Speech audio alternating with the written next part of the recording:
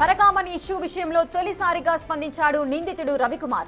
2023 April 29న పరకామణిలో లెక్కింపు సందర్భంగా చేయరాని తప్పు చేసినట్లుగా వెల్లడించాడు.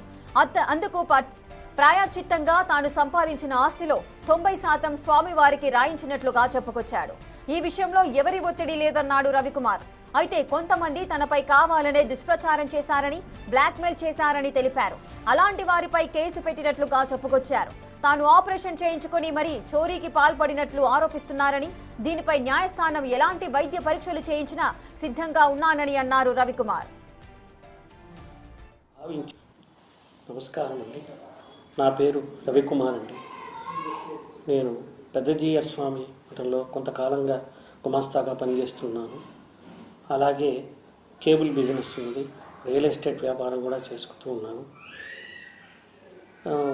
గత 2 సంవత్సరాల క్రితము ఏప్రిల్ 29వ తారీఖున 2023 ఆ రోజు పరకామణిలో ఒక తప్పు చేశాను. నేను ఆ తప్పుకు ప్రాయశ్చితంగా నేను మా కుటుంబం మహాపాపంగా భావించి నా ఆస్తిలో 90% స్వామివారికి ఇవ్వాలని అనుకున్నాము.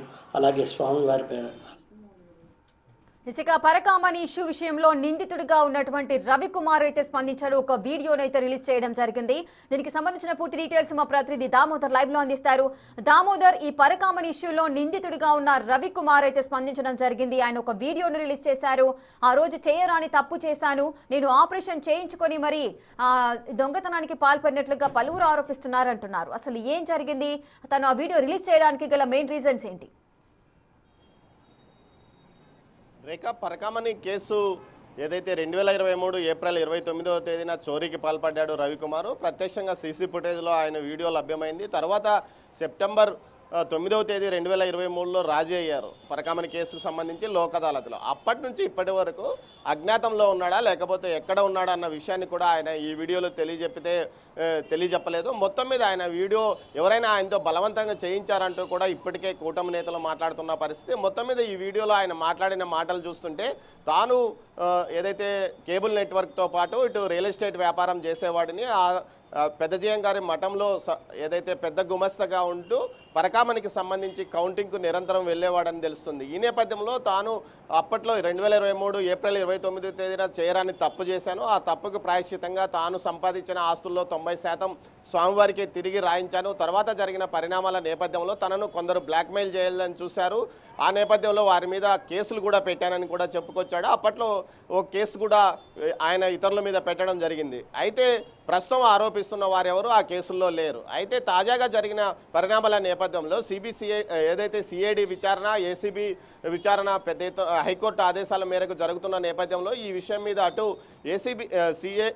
సిఐడి విచారణ సందర్భంగా ఇటు రవికుమార్తో పాటు ఫిర్యాదుదారుడైన సతీష్ను కూడా పిలిపించారు. ఆ తర్వాత జరిగిన పరిణామాల నేపథ్యంలో సతీష్ కుమార్ ఆత్మహత్య ఏదైతే అనుమానాస్పద స్థితిలో మృతి చెందిన నేపథ్యమో, తర్వాత ఏదైతే ఈ కేసుకు సంబంధించి అప్పట్లో పాలక మండలి సభ్యుడిగా ఉన్న మాజీ టీటీడీ చైర్మన్ భూమన కరుణాకర్ రెడ్డితో పాటు అప్పటి టీటీడీ చైర్మన్ సుబ్బారెడ్డి, అప్పటి అదనపు వివో ధర్మారెడ్డితో పాటు సివిల్ ఎస్ఓగా పనిచేసిన నరసింహ కిషోర్ను కూడా విచారించారు. దీంతో పాటు అప్పట్లో తిరుమలలో పనిచేసిన పోలీసు అధికారులను ముగ్గురిని విచారించిన నేపథ్యం. మొత్తం మీద ఈ కేసుకు సంబంధించి బలవంతంగా అతని చేత ఏదైతే అతని ఆస్తులు కొందరు రాయించుకున్నారనేది ఆరోపణ. దీనికి సంబంధించి సిఐడి ఒక నివేదికను సిద్ధం చేసి ఏదైతే హైకోర్టుకు సమర్పించింది. హైకోర్టు ఆ కేసును 11వ తేదీకి వాయిదా వేసిన నేపథ్యం. మరోవైపు డివిజన్ బెంచ్కు కూడా ఈ కేసును బదలాయింపు చేస్తూ నిన్న హైకోర్టు ఆదేశాలు జారీ చేసిన నేపథ్యంలో ప్రస్తుతం లోక్ అదాలత్లో రాజీ ఇష్యూతో పాటు ఏదైతే ఇతని ఆస్తులు మొత్తం ఇవన్నీ ఏ విధంగా సంపాదించాడు, 1985లో ఏదైతే ఆయన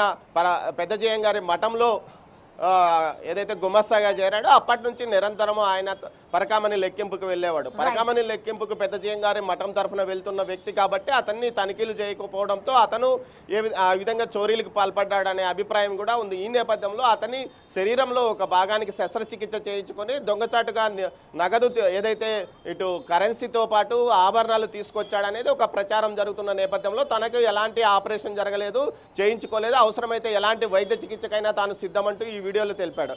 అయితే ఈ వీడియోపై పలు అనుమానాలు వ్యక్తమవుతున్న నేపథ్యంలో ఇన్ని రోజులు బయటికి రాని వ్యక్తి ఈ సమయంలో ఎందుకు బయటకు వచ్చాడు, గతంలో పెద్ద ఎత్తున విమర్శలు ఆరోపణలు వచ్చిన నేపథ్యంలో ఎందుకు మాట్లాడలేదు అన్న విషయం మీద ఇప్పుడు చర్చ నడుస్తుంది. Rekha. Right, thank you Damodar, thanks for the live details. ఇక పరకామణి ఇష్యూలో తొలిసారిగా నిందితుడు రవికుమార్ అయితే స్పందించడం జరిగింది. చేయరాని తప్పు నేను చేశాను, కానీ చాలా మంది నాపైన ఎన్నో ఆరోపణలు చేస్తున్నారు. ఆపరేషన్ చేయించుకొని నేను దొంగతనానికి పాల్పడ్డానంటూ కూడా ఆరోపిస్తున్నారు. నేను ఎటువంటి దానికైనా కూడా సిద్ధం అంటూ కూడా ఆయన చెప్పుకొచ్చిన పరిస్థితులు నెలకొన్నాయి.